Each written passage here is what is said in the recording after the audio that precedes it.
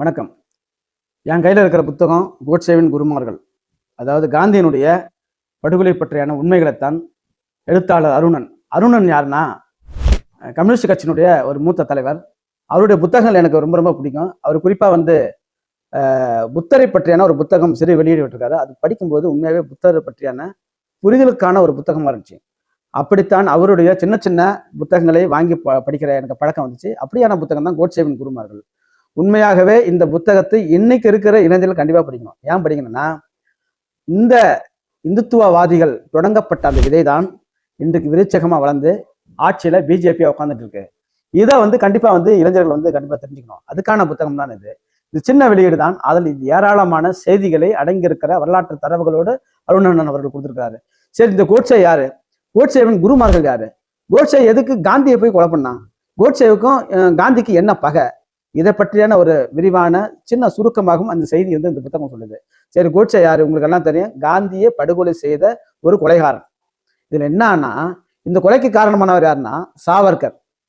இன்னைக்கு பாத்தீங்கன்னா நாடாளுமன்றத்துல காந்தியினுடைய படமும் இருக்குது, அவர் பக்கத்துல கொலை செய்த சாவர்கருடைய படமும் இருக்குது.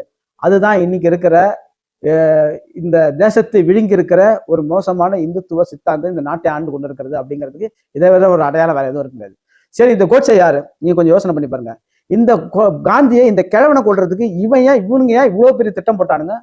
அதுக்கு ஒரு ட்ரைனிங் எடுத்தானுங்க, இதுல ஃபிளைட்ல போனானுங்க, பொருளாதாரத்தை ரட்டினானுங்க, துப்பாக்கி எடுத்து சுட்டானுங்க. இது உங்களுக்கு எல்லாம் தெரியும். இவனும் ராமர் ஆட்சி அமையணும், இந்துத்துவ ஆட்சி அமையணுங்கிறது தான் இந்து மகா சபையினுடைய தலைவராக இருக்கிற வீர சவார்களுடைய கொள்கையும் அதுதான்.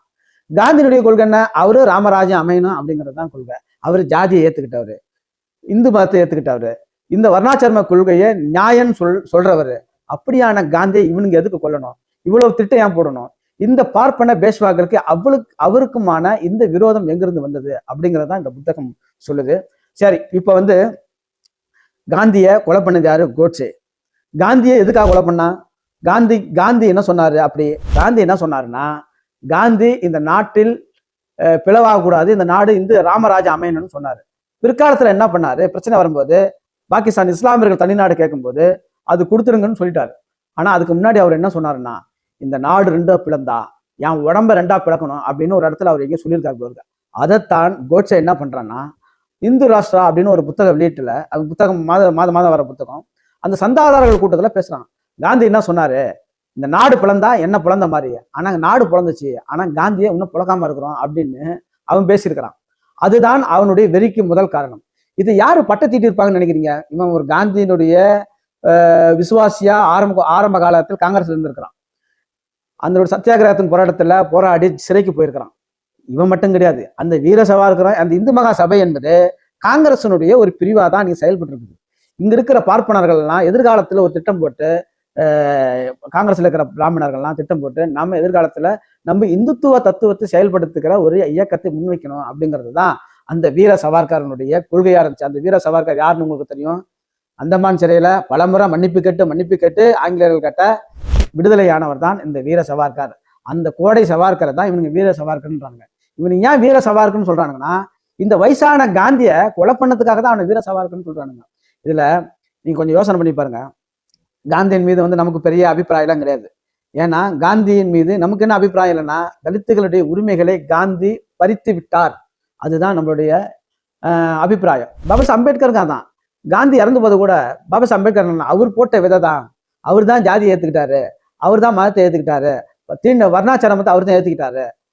அந்த விதை தான் அவரை படுகொலை செய்தது. இதுதான் பாபா அம்பேத்கருடைய பார்வையும் கூட. அதனாலதான் நம்ம அவர் மேல ஒரு பெரிய அபிப்பிராயம் இல்லை. ஆனால் அந்த காந்தியை, இந்துத்துவத்துக்கு ஆதரவா இருந்த காந்தியை இவங்க ஏன் போட்டு தள்ளினாங்கன்னா, தொடக்கத்துல என்னவோ இந்துத்துவ ஆதரவாளரா காந்தி இருந்தாலும் கூட பிற்காலத்துல இஸ்லாமியர்களை பார்த்து பயந்தாரு கொஞ்சம் காந்தி.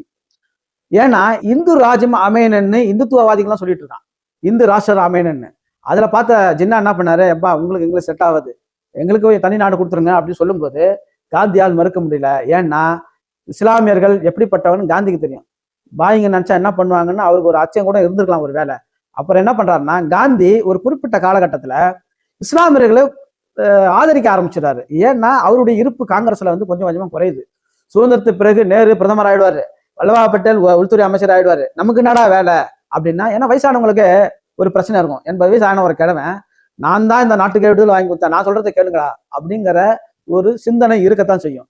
அது மாதிரி காந்தி என்ன பண்ணாருன்னா, சாகும் வரும் உண்ணாவிரதம் இருக்கிறார். எதுக்காக உண்ணாவிரதம்? நம்ம உரிமைகளை பறிக்கிறதுக்கு ஒரு உண்ணாவிரதம் இருந்தாரு. அதுக்கப்புறம் பாகிஸ்தானுக்கு பிரிஞ்சிச்சுல, அந்த பணத்தை கொடுக்கணும்னு சொல்லி ஒரே தொல்லை பண்ணியிருந்தார். எவ்வளவு 20 கோடி கொடுக்கணும், முதல்ல 20 கோடி கொடுத்துக்கிறாங்க. அது பத்தாது, 50 கோடி கொடுங்கன்னு சொல்லிட்டு அன்னைக்கு தகராறு பண்ணவர் யாருன்னா காந்தி தான்.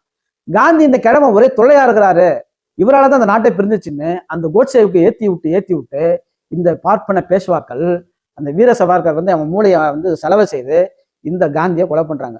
பொதுவாக பெரியாதாசன் தான் மீட்டிங்ல சொல்லுவாரு, என்ன சொல்லுவாருன்னா, காந்தி கிட்ட போயிட்டு செத்துரு காந்தின்னு சொன்னாலே அவர் செத்துருவாரியா, அவரை போயிட்டு இவங்க துப்பாக்கி வச்சுக்கின்னு இவங்க ட்ரைனிங் எடுத்துக்கின்னு போய் காந்தி எதை சுட்டு இருக்கிறாங்க. ஆனால் இதுல ஒரு பெரிய சதித்திட்டம் இருக்குது அப்படிங்கிறதான் இந்த புத்தகம் சொல்லுது.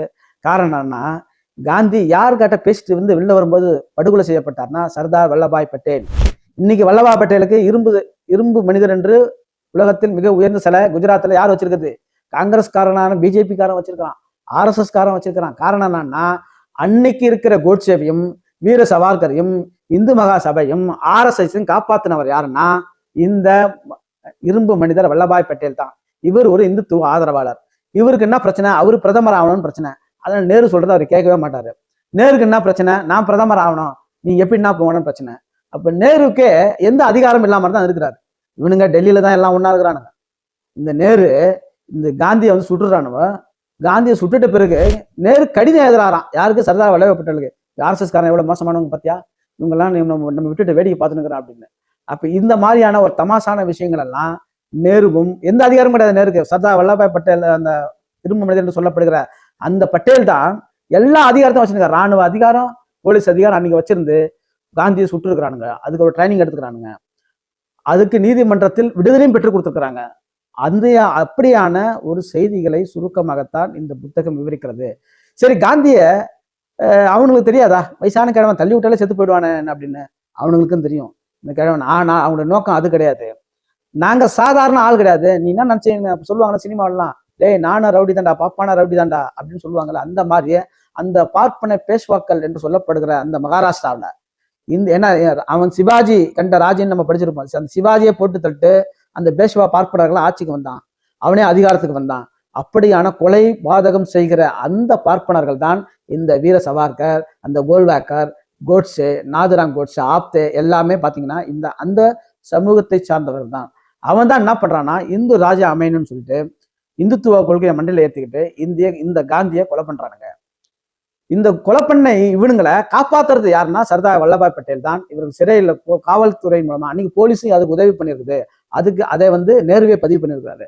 அப்படியான ஒரு செய்திகளைத்தான் இந்த புத்தகம் உங்களுக்கு வந்து கொடுக்குது. ஏராளமான செய்திகள், சிறிய புத்தகம் தான், ஏராளமான செய்திகள். இந்த இந்துத்துவவாதிகள் தான் வளர்ந்து இன்னைக்கு பிஜேபியா இருக்கிறான். இதை பற்றியான வரலாறு நீங்கள் தெரிந்து கொள்ள வேண்டும் அவசியம். அப்போதுதான் நம்முடைய எதிரிகள் யாருன்னு நமக்கு தெரியும். இந்த ஒரு தேநீர் இடைவெளியில் இந்த புத்தகத்தை நீங்கள் நிச்சயமாக படித்து விடலாம். அன்பு தோழர்களே, நண்பர்களே, சிறிய சிறிய புத்தகங்களை படிப்பதன் மூலமாக பல வரலாற்று செய்திகளை நாம் கண்டிப்பாக தெரிந்து கொள்ள முடியும் என்பதை நேரத்தில் தெரிவித்துள்ளேன். நன்றி.